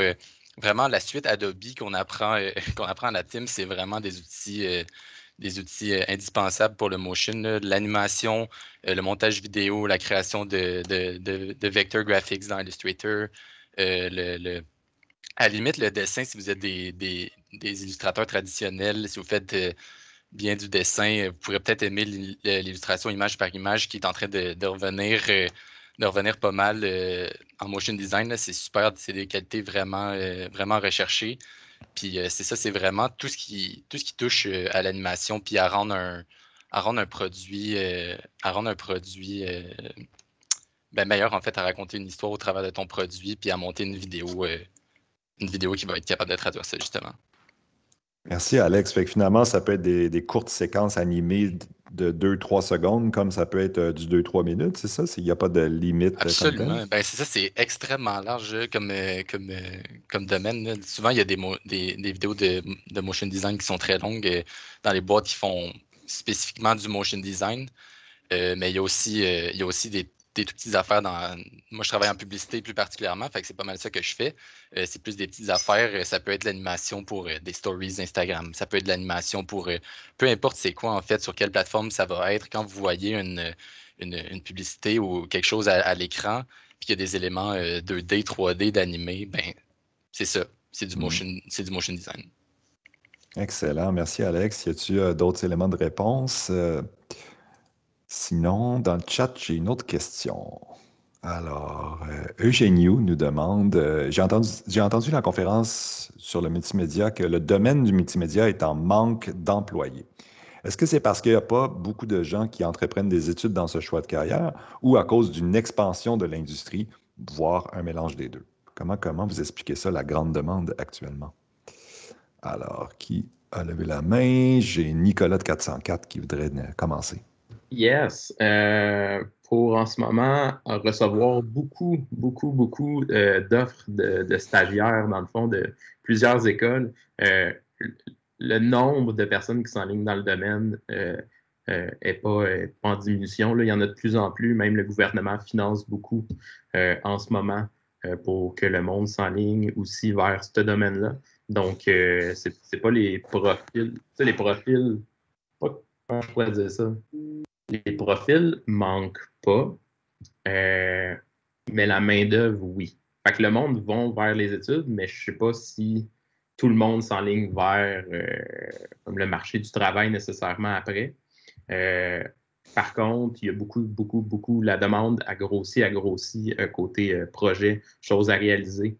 Ça n'arrête pas, on doit même refuser des projets, en tout cas de notre côté. Puis plein d'autres agences que je connais doivent refuser des mandats vu qu'il manque de monde, de temps. Donc voilà, je te dirais, c'est vraiment plus que en ce moment, il y a une expansion côté projet à réaliser. Donc voilà, c'est ma partie de réponse. Excellent. Il y a Shane qui complète dans le chat en disant qu'il se demande si la pandémie a créé une expansion supplémentaire. Est-ce que vous diriez ça, que la pandémie, puis tout le télétravail, puis tout ce changement social-là là, a créé une expansion supplémentaire? Y a-t-il quelqu'un qui veut répondre? Julien, as-tu quelque chose à dire là-dessus? Oui, ben en fait, je pense que j'en avais parlé là, en février ou en mars quand on a eu ça, mais la pandémie, ça a mis les frontières à terre pour se trouver des emplois. Là. Donc, les villes à l'extérieur viennent piger à Montréal, Québec vient piger à Montréal, Montréal va piger à Québec, Toronto, puis après, ben, frontières aussi de pays. Donc, les États-Unis viennent dans la cour canadienne parce qu'ils savent qu'il y a une bonne main-d'œuvre, puis elle coûte moins cher. Donc, ça a complètement changé. Donc, oui, la demande est élevée de ce côté-là.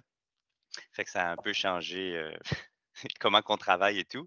Mais la bonne nouvelle, c'est que c'est ça, il y a quelqu'un qui parlait de ça, la DEC, la team, ce que vous faites, c'est vraiment votre boîte à outils pour justement, vous allez pouvoir travailler n'importe où. Puis, ouais, le marché du travail est ouvert. Là, il n'y a pas de frontières pour vous. Puis tout ce que vous apprenez, ben, il l'a sur le web aussi pour l'apprendre. Donc, non seulement le travail est accessible, mais les connaissances aussi sont extrêmement faciles à obtenir et à aller chercher.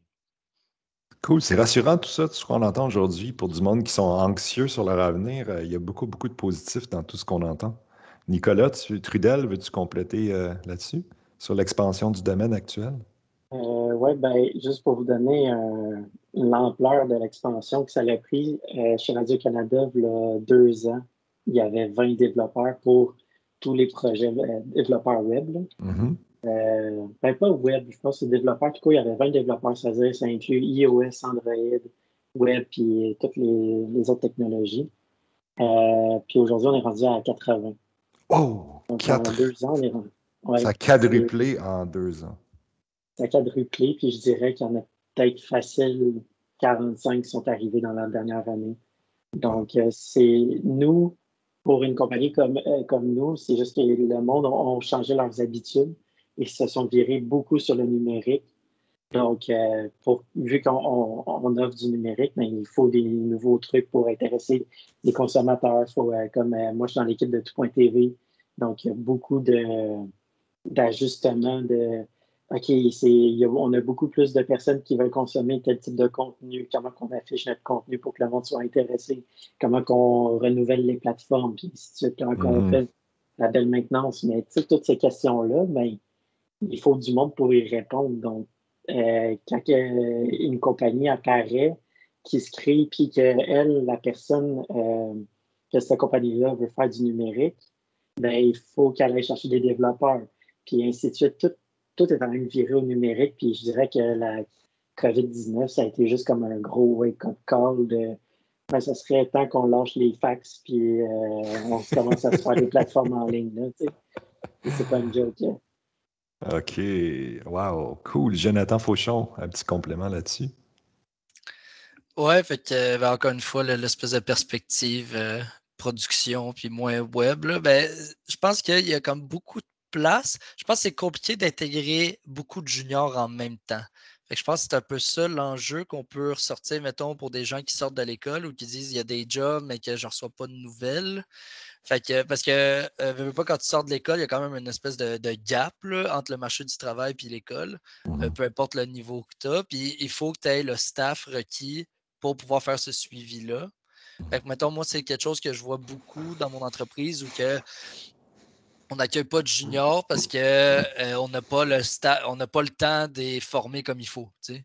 Fait que je pense que c'est peut-être moins vrai dans les plus petites entreprises où que les mandats sont peut-être plus applicables tout de suite à la sortie de l'école, tu sais, où que les enjeux sont moins graves. Mais dans les plus grosses entreprises, je pense que la pénurie de main-d'œuvre fait qu'ils cherchent vraiment des gens avec un minimum d'expérience. Je ne dis pas qu'il ne faut absolument pas appliquer, c'est pas ça que je dis. Mais c'est peut-être que c'est plus compliqué d'accueillir des juniors dans les très grosses entreprises. Ben, en même temps, ça dépend. Là. Moi, je considérais que je suis plus dans une moyenne qu'une grosse entreprise.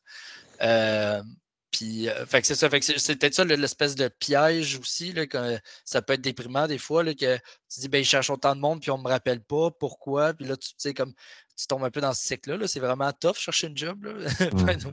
C'est pas évident. Là, puis il faut être prêt, puis c'est jamais personnel. Fait que je pense qu'il faut garder ça en tête que oui, ils cherchent du monde, mais pas infini de juniors non plus. Puis toi, tu fais ta nuance, juste pour rassurer un peu les auditeurs, tu fais ta nuance au niveau des médias interactifs, donc installation, événementiel, etc., versus le web. Parce qu'en web, on entend l'inverse. On entend que des juniors, on en a besoin pour justement préparer la relève. Exact. Ben oui, ça exact. Moi, je parle plus au niveau de tout ce qui est comme production, multimédia et compagnie, puis moins dans le web. Là. Je ne peux pas parler pour le web. Il y a pareil une réalité que Jonathan a parlé qu'il faut faire, tout dépendant de la main-d'œuvre qu'on a. On ne peut pas non plus prendre 15 stagiaires d'un coup, toutes les former. Mais c'est sûr que nous, en tant qu'entreprise, ben, on s'assure de notre relève en même temps. Quand on veut aller chercher des stagiaires, on a toujours dans l'intention de les embaucher par après. Donc, on prend le temps de les former comme il faut, puis qu'ils soient prêts sur le marché du travail, même si, au final, peut-être qu'ils ne veulent pas rester puis qu'ils veulent aller ailleurs. Là. Je pense que vous le voyez, anyway, avec la visite des entreprises. Là. Je ne sais plus comment on appelle ça maintenant. Là. Auparavant, c'était ça. Mais il y a beaucoup d'intérêt. Les entreprises viennent voir, justement, les étudiants de troisième année. Fait que le monde qui sort de la team, ils ont des bonnes compétences, puis ils peuvent directement aller sur le marché du travail sans trop d'application. Excellent. Avec un 6 mois d'adaptation, mettons. Là. Ben oui, comme n'importe quoi. Comme n'importe quel, c'est ça. Comme quelqu'un qui a de l'expérience, nous, on a un gars qui est rentré, ça fait 10 ans qu'il travaille là-dedans, puis ça fait 2 mois, puis on est encore en train de l'accueillir, parce que chaque entreprise est différente, puis il ne faut pas se mettre trop de pression non plus. Là. J'ai une question dans une main levée de Jean-Marie Garriépi, un finissant. Juste, je finirais avec un petit quelque chose sur ce sujet-là. Oui, vas-y. Parce que moi, ça me concerne personnellement, c'est qu'il n'y a pas juste Montréal, il n'y a pas juste Longueuil au Québec. Il y a Québec, il y a Gatineau, il y a Trois-Rivières. Moi, je suis freelance et j'ai été capable de m'établir dans une petite région, ça s'appelle la vallée de la Gatineau. Puis ça a été facile pour moi de percer le marché avec mon entreprise en faisant du freelance parce qu'il n'y avait personne d'autre qui faisait du web, puis la demande était là. Fait que c'est ça, je suis allé puis je suis rentré super facilement. Fait que ça peut être aussi, tu sais, si vous avez ça dans vos veines de s'installer en région, souvent c'est facile de rentrer là, en région. Là. Puis même en tant que moi je suis rentré, j'avais 2 ans d'expérience, 1 an chez 404, un an dans une entreprise à Gatineau, puis je suis rentré facilement. Là. Donc gardez ça en tête. Bien, Félix, c'est drôle, j'avais absolument dans l'idée avant la fin de la rencontre, il me reste 15 minutes. Jean-Marie, je t'oublie pas, t'es next, c'est certain. Le travail autonome, le freelance, la pige, qu'est-ce qu'on peut dire à nos jeunes de team à ce sujet-là? C'est un domaine un peu nébuleux pour eux, là, parce que c'est sûr qu'en sortant de l'école, tu ne peux pas nécessairement partir d'une business tout de suite. Mais j'aimerais ça entendre une couple de personnes. Je sais qu'il y en a une couple parmi vous qui ont fait de la pige. Là. Puis jusqu'à quel point on peut espérer, comme faire son salaire à chaque année. Là, C'est sûr qu'au début, c'est pas facile, comme toutes les entreprises. Il faut que tu fasses ton nom. Tu peux commencer à faire ton nom dès la première année. Moi, j'ai du monde, en fait, je pense à des gens là, qui, pendant le cégep, qui étaient capables d'avoir des contrats. Je me souviens, Jonathan, tu étais venu nous présenter à notre année, puis tu nous avais parlé de ça. Là. Fait que je trouve ça super intéressant que tu sois là. Sam aussi, je sais que tu faisais des contrats pendant le cégep. Moi, j'ai pas fait ça. Mais après, c'est le truc quand tu fais du freelance, c'est faut que tu sois bon dans tout. T'sais. Fait que, tu parlais des 4 profits tantôt. Moi, je suis définitivement dans le 4e. Là. Fait que je combine tous mes atouts pour essayer d'arriver à un résultat pour le client. Puis moi, c'est ce que j'aime. Mais il faut vraiment que tu sois à l'aise là-dedans. Parce que c'est pas pour tout le monde de faire et de la direction créative, et le code, et de gérer le client en même temps, et de gérer ton marketing, et de gérer tout ça. Mais pour moi, c'est vraiment ce que j'aime le plus. Donc, ça me convient. Là. Mais définitivement, je vous dis, si vous avez dans votre famille, ça commence là, dans votre petit cercle social là, de qui a besoin d'un site web, qui a besoin d'un logo, qui a besoin de tout ça. Puis si vous le dites assez, puis assez souvent, puis assez fort, ben, il y a tout le temps quelqu'un qui va venir vous chercher. T'sais. Puis même des fois, c'est comme complètement inespéré. Là. Moi, des fois, je me suis fait contacter par Instagram parce que je mets des petits projets personnels qui me prennent 1 heure le soir. Puis je me fais contacter par des grosses entreprises de Montréal pour faire ça. Fait que ça peut venir de vraiment n'importe où. Excellent. Nicolas Trudel, veux-tu rajouter quelque chose sur la pige, le freelance? Oui, ben moi, j'étais quelqu'un qui en a fait du freelance quand même pas mal longtemps. J'ai commencé durant le DEC, en fait. Puis j'ai continué pendant que je travaillais aussi. La seule chose que je dirais, c'est que c'est il y a comme 2 choses vraiment fun avec ça. C'est qu'il y en a une qui est... il y a 2 choses qui viennent avec le fait de faire du freelance. Il y en a un, c'est tu vas développer des skills, tu vas vraiment t'améliorer parce que tu vas toucher à plein de choses, puis tu vas essayer de te débrouiller par toi-même. Tu vas devenir autodidacte, ça c'est sûr, là, en faisant ça. Puis tu vas monter en niveau dans pas mal toutes les facettes. Là. Tu peux penser comme... C'est un peu paraître bizarre, là, mais qu'est-ce que je veux dire? C'est que si tu es dans un environnement de travail ou que tu es junior puis que tu en fais le soir à la pige, ça se peut qu'au bout d'1 an, tu deviennes intermédiaire puis que ton employeur il le remarque aussi parce qu'il va voir que tu as développé hyper rapidement. Ou ça se peut que tu changes de job puis qu'eux autres ils réalisent que tu n'es pas tant un junior, dans le fond, tu es un intermédiaire à cause que tu as pris du temps pour te peaufiner. Puis l'autre chose avec la pige, ça c'est un truc qu'il ne faut pas oublier, c'est que c'est épuisant aussi parce que ça prend du temps. C'est une obligation que tu te rajoutes. Puis tout dépendant de ta situation familiale, de vie, ainsi de suite. Des fois, la pige peut comme impacter toute cette direction-là. Donc, pour moi, j'en fais le moins possible maintenant. Mais il fut un temps que j'en prenais, que je faisais quasiment 2 projets par semaine en même temps pendant presque 3-4 mois par année parce que je voulais justement peaufiner mon art puis arriver où j'en suis aujourd'hui. Là. Donc, il faut faire attention aussi comme le côté mental. Il faut se garder la tête saine, surtout si tu vas à l'école en même temps. Parce que l'école, ça devrait être la priorité dans tout ça.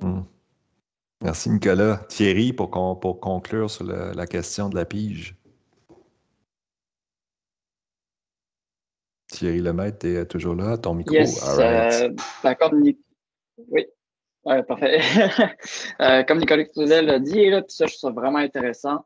Même si on a une job, moi j'ai une job à temps plein, mais je fais du freelance pareil. Là.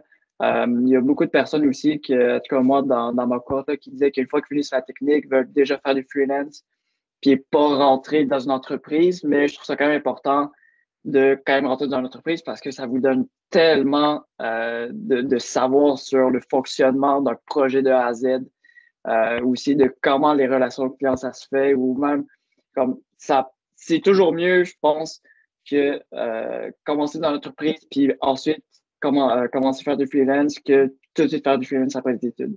À moins que tu aies un autre background là, avant d'avoir fait de la team, là, évidemment, mais ça, c'est un truc que ça m'a vraiment aidé. Là. Ça me permet de quand même faire plus d'argent forcément que mon salaire annuel.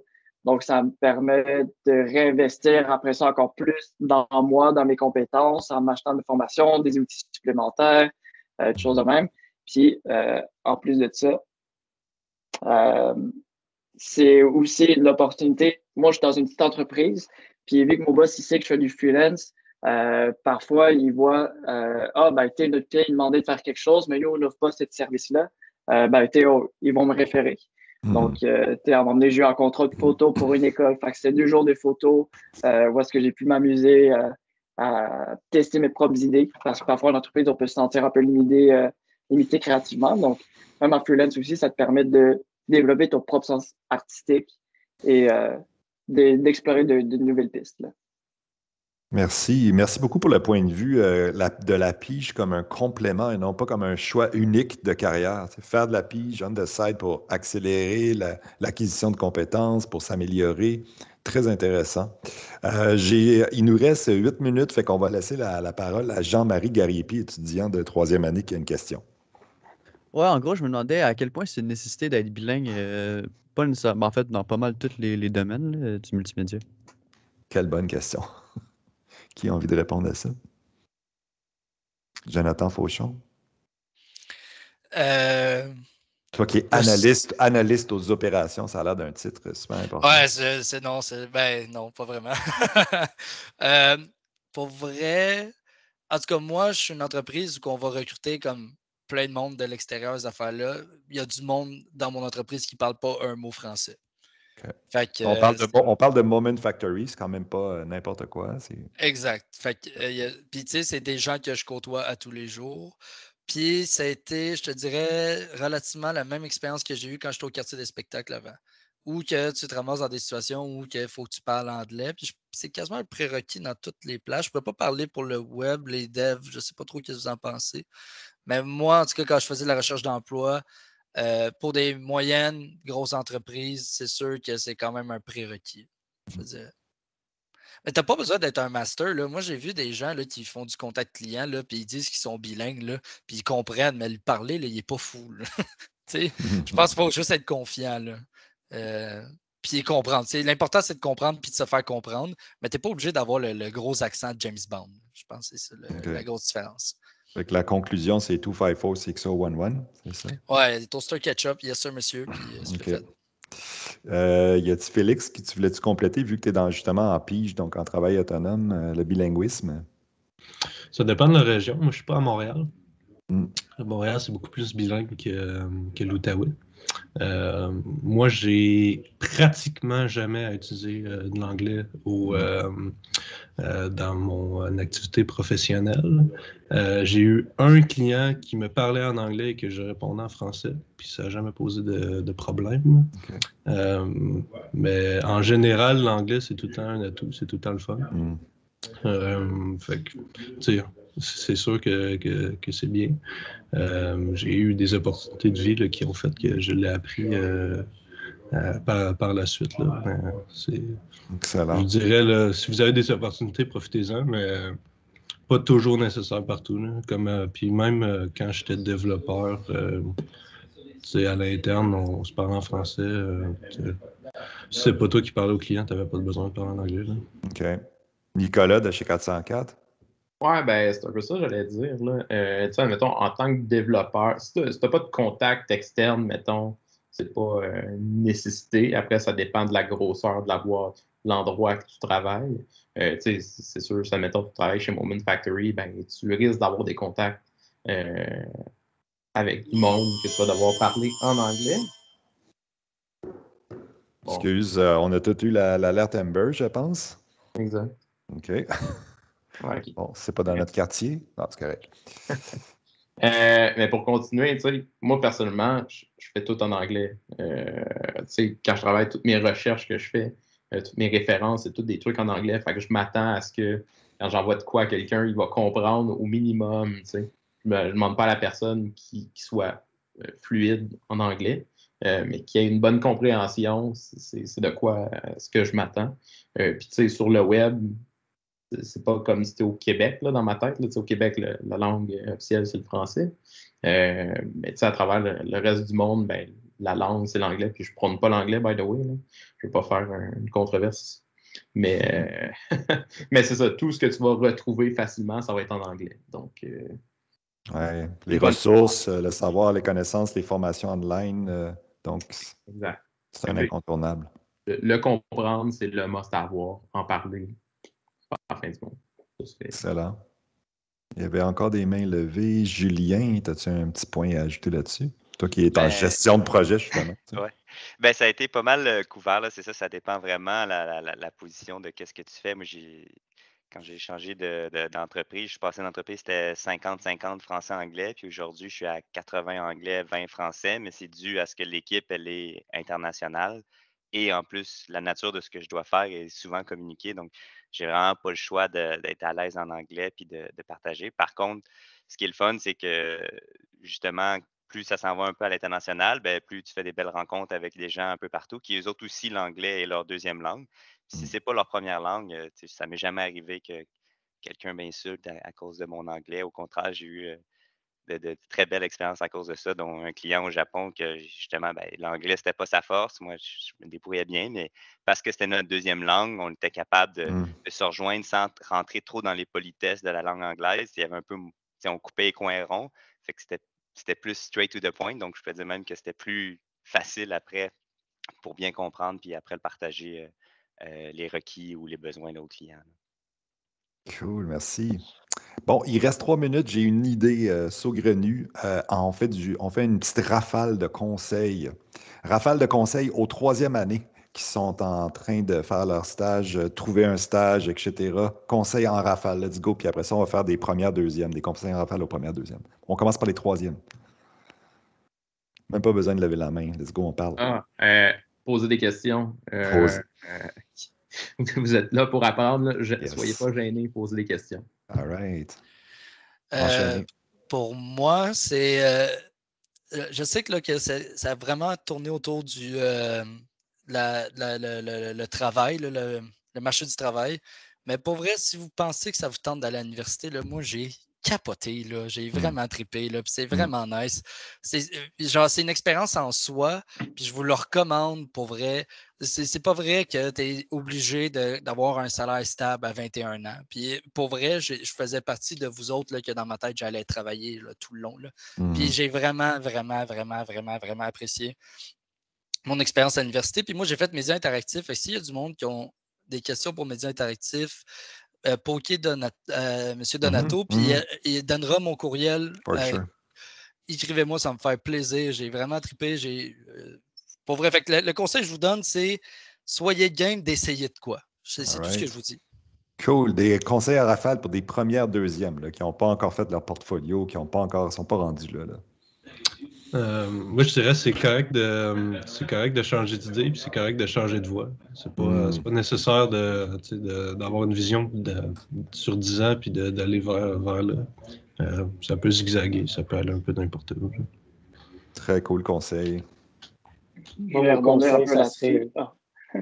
Vas-y, Nico. Faire short. Ça serait si vous avez un cours ou des difficultés avec mettons, la programmation ou les designs, ces choses-là, continuez à persévérer parce que c'est une étape à passer. Puis après ça, vous allez pouvoir vous focusser dans la 3e année à qu'est-ce que vous aimez. Donc, moi, c'est vraiment ça que je vous recommande, c'est vraiment de persévérer. C'est vrai que la persévérance, là, moi, j'ai charbonné comme vraiment pendant les études parce que c'est vraiment ça qui m'intéressait. J'étais un gros passionné. Au final, j'ai même abandonné le cégep. Là. J'ai même pas un DEC au final. Donc, j'ai quand même continué là-dedans. J'ai abandonné mes cours généraux pour me concentrer sur les cours des techniques.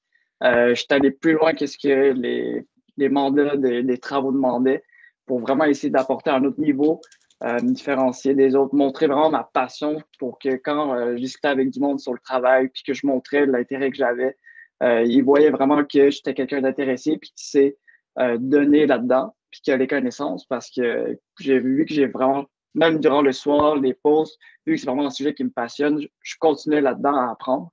Donc, ça a donné vraiment comme un peu des points bonus, entre guillemets, sur les connaissances que j'avais, puis un peu une longueur d'avance sur d'autres personnes, là, vu que vraiment, j'étais concentré là-dessus. Là. Si je peux rajouter une chose, n'oubliez pas non plus que votre cohorte, c'est un peu comme votre équipe. Vous ne pouvez pas être les experts dans tout. Vous êtes là, vous pouvez vous aider sur le marché du travail. Les personnes que vous côtoyez en ce moment, ça va être les mêmes personnes qui vont être dans le domaine, dans le fond, dans 3-4 années, tout dépendant, vous êtes où. Comme là, présentement, moi, il y en a plusieurs que je connais, là, Julien, Nicolas, Félix, Thierry, je le connais de nom, je ne le connais pas en personne. Il y avait Jonathan Fauchon, Guillaume qui est rendu votre professeur, donc c'est du monde que vous allez revoir souvent, que vous allez côtoyer. Fait que entraidez-vous, c'est vraiment... vous allez devenir des assets un peu chacun l'un pour l'autre. Cool. Surtout la technique à Édouard-Montpetit, là, elle a vraiment une bonne réputation, vraiment établie partout. Donc, quand je sais qu'il y a quelqu'un qui me dit qui a fait de la technique à Édouard, je suis comme, OK, je sais que cette personne-là aussi a une bonne formation, elle sait ce qu'elle fait. Même si vous n'étiez pas dans la même cohorte, puis qu'il y a 4 ans de différence, le monde qui sont dans la même technique que vous, là, ça va devenir vos bros pour plus tard. Là. Excellent. Moi, j'ai 2 conseils à donner aux premières, 2e années. Le premier, c'est tirer tout ce que vous pouvez de vos profs. Allez tirer tout ce que vous pouvez. Posez des questions, demandez-en plus, toujours plus. Puis aussi, c'est faire des projets perso. Parce que des fois, les travaux scolaires nous amènent dans la bonne direction, c'est sûr, mais les projets perso nous font découvrir d'autres choses, puis nous font explorer d'autres choses, puis bonifient grandement le portfolio. Voilà. Écoutez, il est 14h02. J'ai adoré, encore une fois, la répétition de la vie après la team. Super pertinent. On a couvert le web, le non-web, on a couvert la pige, on a couvert l'université. Encore une fois, c'était un gros succès. Puis, si vous êtes down, on remet ça à chaque session. Là. On vous rejoint dans les anciens teams là, sur le groupe Facebook. Merci beaucoup à Marie-Claude Lépine, là, qui est une professionnelle, comme je répète, de l'information scolaire et professionnelle. Vous voulez un rendez-vous avec elle pour explorer les possibilités d'université, les possibilités d'emploi, c'est la personne. J'ai mis le lien dans le chat, je vais le remettre. Vous pouvez le trouver sur la Team Hub et sur le site Ma Réussite. Merci à tous les participants, encore une fois. Vous êtes tous ultra pertinents. Excuse-moi de te déranger, j'aurais juste une question. Vas-y, puis laisse-moi juste finir, puis je te laisse le mot de la fin. Merci à tous ceux donc, qui ont participé, à tous les invités aussi qui sont venus juste écouter sans poser de questions. Je suis sûr que vous avez tiré quelque chose de cette discussion-là. Fait que le mot de la fin à Youssef. Vas-y donc, Youssef. Oui, en fait, je sais pas, je me souviens plus si vous l'avez répondu, mais en gros, si mettons, exemple, je pense que c'est peut-être plus Alex Filion qui va pouvoir peut-être me répondre à cette question-là, puisqu'il est à la fois, il travaille puis aussi il est aux études. Est-ce que dans le multimédia, ça arrive que des entreprises aident leurs employés qui veulent continuer leurs études tout en travaillant en payant une partie de leurs études universitaires? Honnêtement. Ou ils ne font juste que les encourager puis c'est tout? Honnêtement, je suis un peu unaware de ça pour la partie payer les études. Parce que souvent, I guess, ils vont payer les études parce qu'ils s'attendent un peu à ce que tu continues avec eux. Mais souvent, tu sais, moi, en ce moment, je travaille en motion design, mais j'étudie en jeux vidéo. Tu sais, une fois que mon bac va être fini, il y a des bonnes chances que c'est comme ça. Tu sais, on étudie pour des choses qu'on veut faire, puis on travaille sur le côté où on travaille pour y arriver. Mais c'est pas rare qu'à la fin d'un bac ou quelque chose, tu sais, moi, c'est sûr que chez LG2, c'est une place superbe, mais c'est pas là-dedans que j'étudie. Donc, à la fin de mon bac, clairement, je vais essayer de me trouver quelque chose dans le jeu. Donc, je sais pas. Je pense pas que je peux répondre à cette question-là pour la partie financement des études, mais je pense que ça serait quelque chose à discuter avec l'employeur en tant que tel. Oui, exact. Ça dépend, je pense, de chaque entreprise, mais je pense qu'en général, les employeurs qui sont prêts à investir dans leurs employés. Nous, il y a plein de personnes qui font des certificats à l'université, puis c'est notre employeur, dans le fond, qui paye. Fait que, je sais pas s'il y a des ententes, toutes les ententes, mais c'est sûr que des fois, l'entreprise, si elle investit de l'argent, elle s'attend peut-être... Je sais qu'il y a eu des ententes. Nous, de notre côté, c'était 6 mois. 6 mois après l'obtention de la formation, dans le fond, tu restes avec nous, puis après, you do you, dans le fond. Là. Fait que nous, c'est tout super, mais je pense que c'est pas mal comme ça partout. C'est vraiment du cas par cas, là, si je peux banter. Moi, j'ai vu des entreprises que, quand ils venaient me voir sur LinkedIn, ils me disaient qu'il y avait un programme de formation aux employés. Fait que c'était comme une manière pour eux autres. Mais d'habitude, c'est défini. Puis ça peut être une question que quand tu rentres dans une entreprise, en tout cas, il y a un genre de package qui t'explique c'est que ça représente quoi être un employé de cette entreprise-là. Puis là, c'est là que tu vas le voir là, si c'est possible. Mais tu sais, des fois, ils ne vont pas payer, mais ils vont libérer ton horaire. Fait que, ils vont te donner, mettons, 4 heures par semaine, qui serait l'équivalent de te payer un peu, mais ils ne te donneront pas un chèque. Fait que, puis ça va être pour des formations qui sont peut-être complémentaires là, à ton travail, là, justement. Là. Fait que ça dépend vraiment des entreprises où est-ce qu'ils sont rendus puis de ce qu'ils peuvent faire, là, finalement. Là. Thierry, tu veux compléter? Merci. Yes. Dans le fond, il y en a des entreprises qui le font. Là. Je me rappelle, j'ai un de mes amis qui, de ma cohorte, quand il a fait son stage, lui, c'était chez Sidley. Il avait eu vent comme quoi qu'eux, ils étaient prêts à aider pour payer la formation universitaire s'ils étaient prêts à y aller, mais forcément, il y avait un contrat d'engagement, je ne sais pas pour combien de temps, qui devait rester si on lui offrait une partie des études. Donc, sinon, il y a aussi, moi, mon entreprise, là, on a dans les avantages sociaux, on a un budget alloué pour chaque personne chaque année pour qu'elle puisse payer des formations ou faire d'autres études, choses en même. Donc, parfois, c'est des petits bénéfices, parfois, c'est vraiment on te paye des études en partie ou autre chose en même. Donc, ça varie les employeurs, mais ça existe. Là. Il y a vraiment des choses qui te permettent d'alléger, on va dire, ta facture scolaire. Là. Excellent. Merci Thierry. Hey, merci tout le monde. Encore une fois, si vous avez des questions, vous voulez des réponses précises, vous rencontrez Marie-Claude Lépine, prenez rendez-vous avec elle. Si vous êtes juste en baisse de motivation totale, vous prenez rendez-vous avec moi ou Marie-France, il faut qu'on perd. Si vous voulez des infos plus précises sur certaines choses qui ont été dites, écrivez-moi, je pourrais faire le relais là, aux panélistes d'aujourd'hui.